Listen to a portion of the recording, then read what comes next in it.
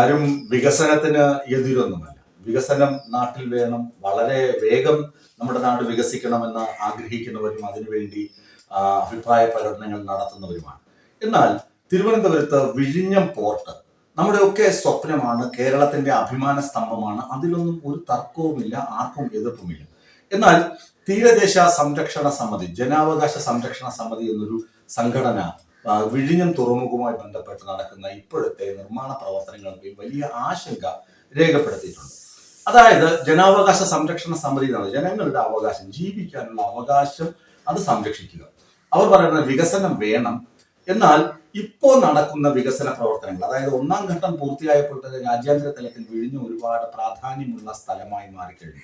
2, 3, 4 ഘട്ടങ്ങളുടെ നിർമ്മാണ പ്രവർത്തനങ്ങളാണ് ഇപ്പോൾ നടക്കുന്നത്.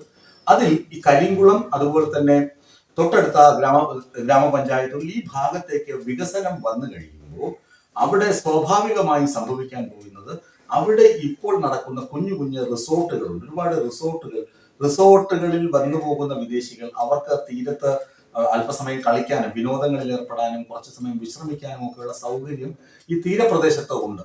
അപ്പൊ വിഴിഞ്ഞം തുറമുഖ വികസനത്തിന്റെ ഭാഗമായി തീരം മണ്ണിട്ട് നികത്തുന്ന പരിപാടിയാണ് ഇപ്പോൾ നടക്കുന്നത്. തീരം മണ്ണിട്ട് നികത്തി കഴിഞ്ഞാൽ കടപ്പുറം എന്ന് പറയുന്ന സംഭവം അവിടെ ഇല്ലാതാകും.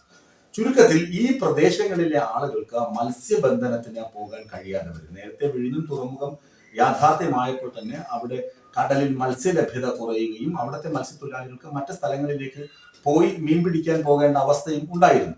അപ്പൊ ഈ പ്രദേശങ്ങൾ കൂടി തുറമുഖത്തിന്റെ ഭാഗമായി വരുമ്പോൾ ഇവിടെയുള്ള റിസോർട്ടുകളൊക്കെ അടച്ചുപൂട്ടും. റിസോർട്ടുകൾ അടച്ചുപൂട്ടിക്കഴിഞ്ഞാൽ ഇവിടെ വിനോദസഞ്ചാരികളുടെ വരവ് കുറയും. അപ്പോൾ അവിടെ ഒരു സാധാരണക്കാരായ ആളുകൾ നടത്തിയത്, മുമ്പൻ കോടീശ്വരന്മാരായ റിസോർട്ട് ഉടമകളൊന്നുമല്ല, സാധാരണക്കാരായ ആളുകൾ നടത്തുന്ന റിസോർട്ടുകൾ, അതൊക്കെ ആയുർവേദ സ്പാകളുണ്ട്. അതുപോലെ തന്നെ കേരളത്തിന്റെ തനതായ സാംസ്കാരിക വൈവിധ്യങ്ങളൊക്കെ വിളിച്ചോടുന്ന ഒരുപാട് സ്ഥാപനങ്ങളുണ്ട്. ഈ സ്ഥാപനങ്ങൾക്കൊക്കെ മരണമണി മുഴങ്ങുമെന്നാണ് ഈ ജനാവകാശ സംരക്ഷണ സമിതിയുടെ ആശങ്ക. അവരിതിന് മുഖ്യമന്ത്രിക്കും അതുപോലെ തന്നെ ഗവർണർക്കും ഒക്കെ നിവേദനം കൊടുക്കാനൊക്കെ തീരുമാനിച്ചിട്ടുണ്ട്. ഇത് എന്തുകൊണ്ടാണ് അവർ ഇതിനെ വിമർശിക്കുന്നത് എന്ന് പറഞ്ഞാൽ എതിർക്കുന്നതല്ല.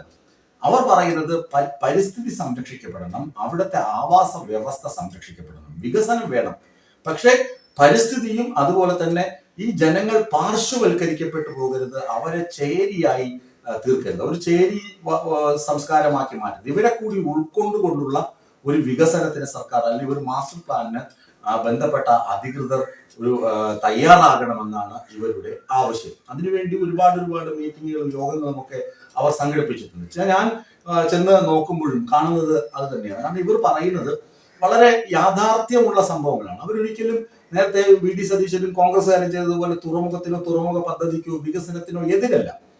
അവർ ഈ വികസനത്തിനൊന്നും എതിരല്ല.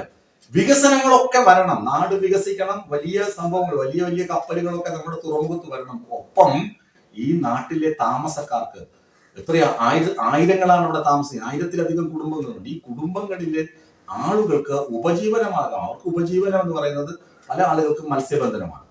പിന്നെ ടൂറിസം മേഖലയുമായി ബന്ധപ്പെട്ട് നിൽക്കുന്ന കൊച്ചു തൊഴിലുകളാണ്. പിന്നെ ഉള്ളത് റിസോർട്ടുകളാണ്. റിസോർട്ട് എന്ന് പറഞ്ഞാൽ കേൾക്കുമ്പോൾ റിസോർട്ട് എന്ന് പറയുമ്പോൾ നമ്മളിങ്ങനെ തെറ്റിദ്ധരിക്കരുത്, വളരെ കുഞ്ഞു റിസോർട്ടുകളാണ്.